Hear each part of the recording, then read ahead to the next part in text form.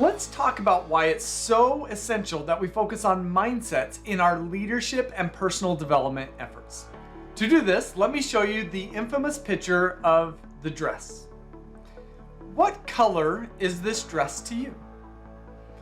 Now, some people see this dress as being black or blue, and others as seeing it as being white and gold. This is a picture that they call a 1 in a billion photograph because it has this unique effect for some people to see one color or one set of colors and another group of people to see a different set of colors. Well, I've recently learned the research behind why some people see one set of colors and why others see a different set. And it all depends upon how our mind makes meaning of the lighting in the background. You see, people who have spent more time outdoors make meaning of that lighting as though it is outdoor light. And when that's the case, what happens at a non-conscious level is our mind changes our visual cues such that it removes blue from our color spectrum when we look at the dress. And therefore white and gold comes forward. For people who have spent more time indoors, they interpret that lighting as indoor lighting. When that's the case, their mind turns off the yellow from their color spectrum, and therefore they see black and blue. And that is occurring, of course, at a non-conscious level. The true color of this dress is actually white and gold. But depending upon how we see it, will shape the decisions that we make, such as which shoes would you select to wear with this particular dress. If you see white and gold, you're more likely to select the gold shoes.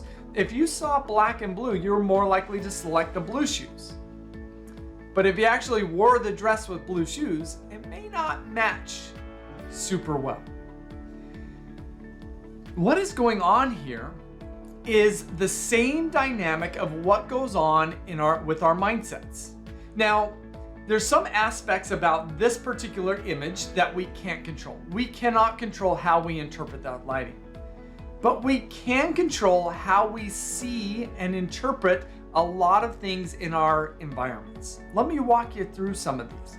So what I'm trying to get at is that our mindsets are our meaning makers. For most of us, they operate below the level of our consciousness, and they are the most foundational aspect for why we do what we do.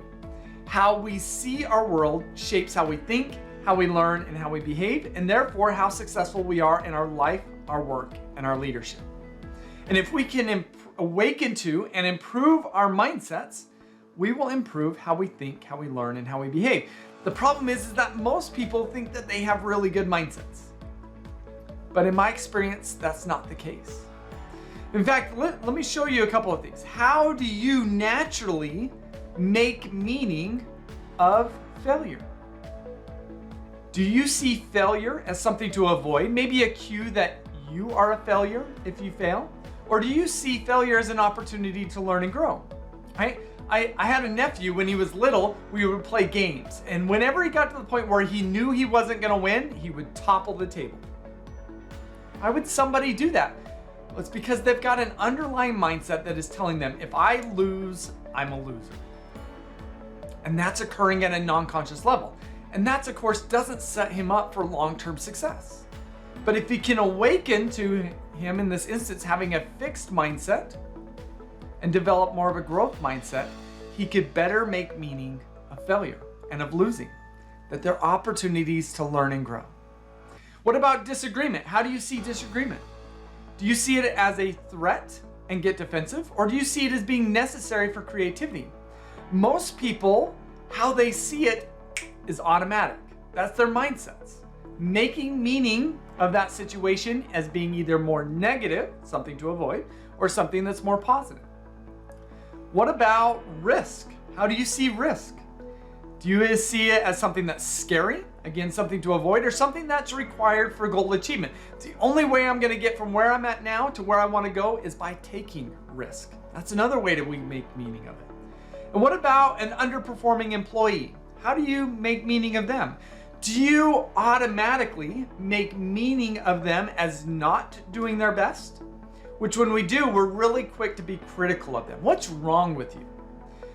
Or do you make meaning of these underperforming employees as though they're doing their best. Which leads you to ask the question, what in the world is going on in your world that is preventing you from operating at a higher level?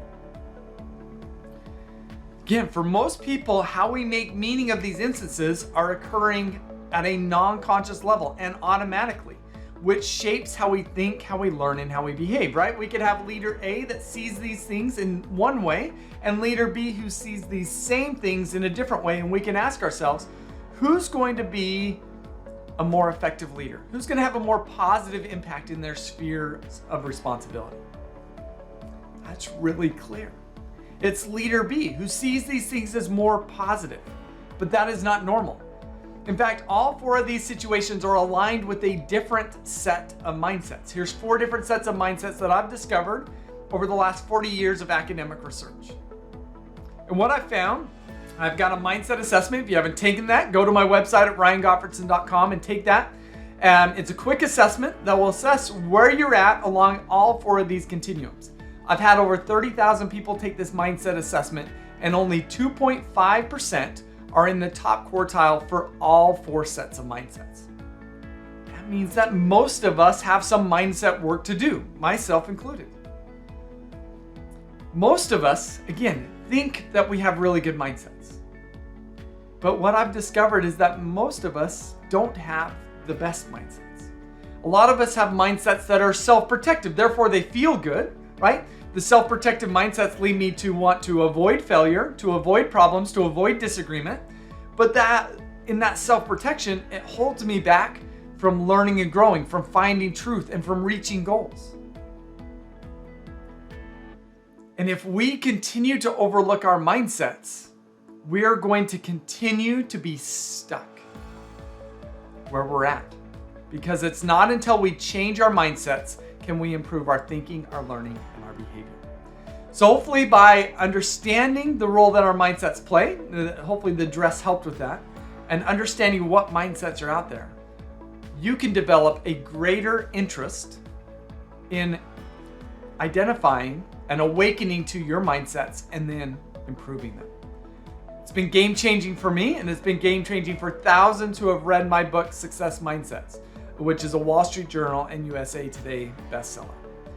So hopefully you found this helpful, and I'm here to continue to support you in your mindset development journey. And if I can, don't hesitate to let me know. Thanks.